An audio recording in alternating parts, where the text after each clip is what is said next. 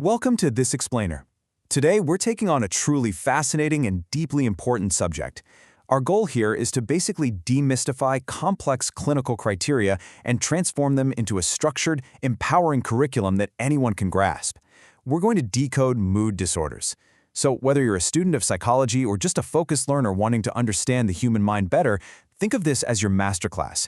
We're going to break open the clinical guidebooks and look exactly at how mental health professionals categorize, understand, and ultimately teach us to treat these conditions.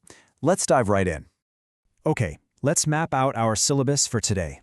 We'll start with Part 1, the depressive disorders, followed by Part 2, the bipolar spectrum. Then we'll explore Part 3, causes of mood disorders, and finally look at Part 4, treatments and therapies.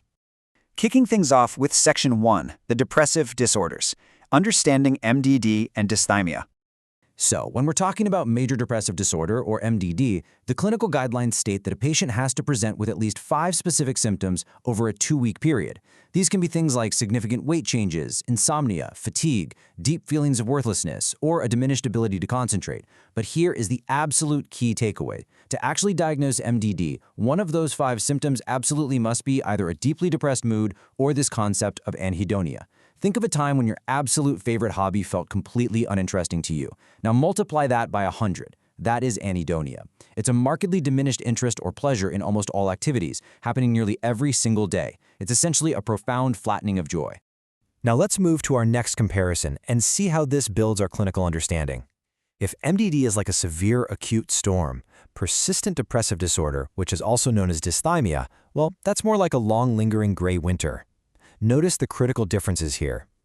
MDD requires 5 or more symptoms that cause clinically significant distress or severe impairment, all packed in a minimum 2-week window. Dysthymia, on the other hand, only requires 2 or more additional symptoms alongside a depressed mood, but it has to function as a chronic lower-grade depression lasting for a minimum of 2 whole years. So you're really looking at the difference between acute intensity and long-term chronicity. Moving right along to Section 2, the bipolar spectrum, beyond the ups and downs. If you want to truly master the bipolar spectrum, you have to understand the difference between bipolar 1 and bipolar 2. For a bipolar 1 diagnosis, a person has to experience at least one manic episode. Mania is characterized by this abnormally elevated or irritable mood, racing thoughts, and a severely decreased need for sleep. But here is the critical dividing line. Mania causes marked impairment in your daily life, it might involve psychosis, or it might even require hospitalization. Bipolar 2, however, involves a hypomanic episode. It has those exact same energetic symptoms, but it entirely avoids that severe impairment and psychosis. It's a very noticeable change, but it doesn't land the person in the hospital. So distinguishing the two really just comes down to that level of severity. And this brilliantly illustrates how deeply clinical diagnoses rely on specific time frames to separate just a passing mood from a genuine disorder. Look at the strict time requirements mental health professionals are taught to use. Mania requires symptoms to last for at least 1 week. A major depressive episode requires a minimum of 2 weeks. And then we have the chronic conditions spanning 2 years, like dysthymia or another condition on the spectrum called cyclothymic disorder. Cyclothymia involves numerous periods of hypomanic and depressive symptoms that just don't quite meet the full criteria for bipolar 1 or 2. But they persist for 2 years, never leaving the person symptom-free for more than 2 months at a time. Time is literally the ultimate diagnostic ruler. All right, on to Section 3, causes of mood disorders, the why behind the diagnosis. Etiology, which is just the medical term for the study of causes, shows us that mood disorders are actually a really complex web stretching across 3 distinct domains.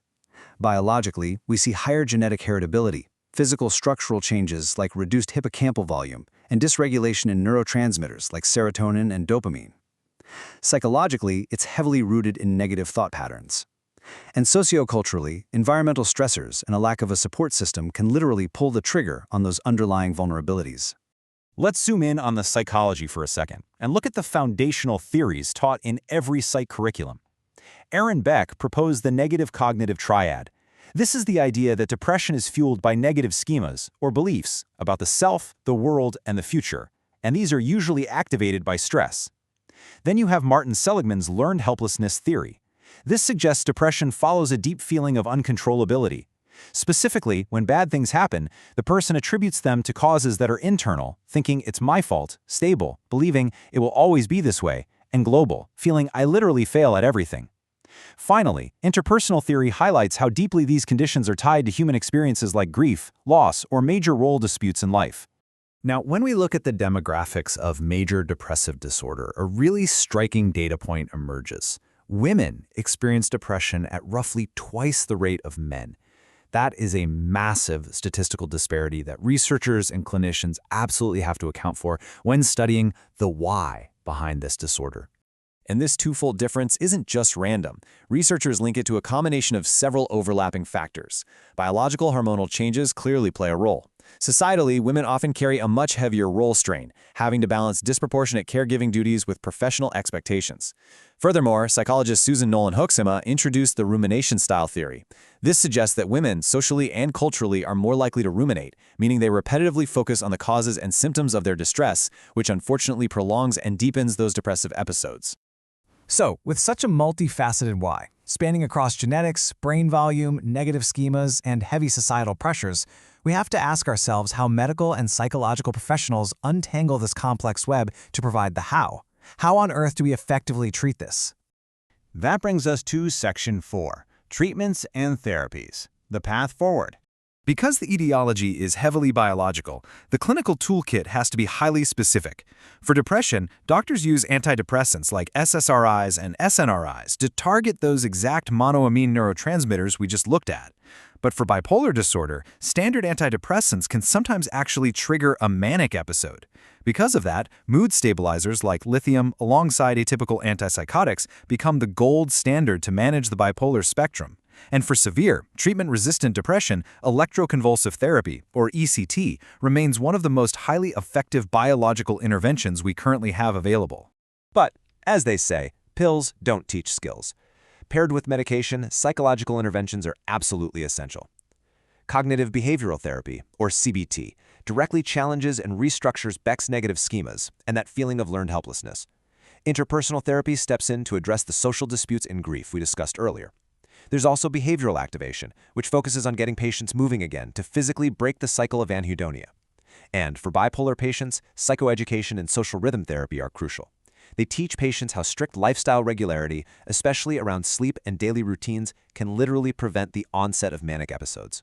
What you should really take away from this explainer is that our clinical knowledge of the mind is always growing. We've learned the strict time frames, the difference between acute and chronic, and that incredibly complex biological and psychological web that causes these conditions. But the science isn't static. We are always learning. As we continue to map structural brain changes and decode exactly how these neurotransmitters behave, it leaves us with a pretty compelling question. If this is what we know today, how will tomorrow's breakthroughs revolutionize the very fabric of mental health care? Keep learning, keep questioning, and thank you so much for joining me to decode the clinical science of mood disorders.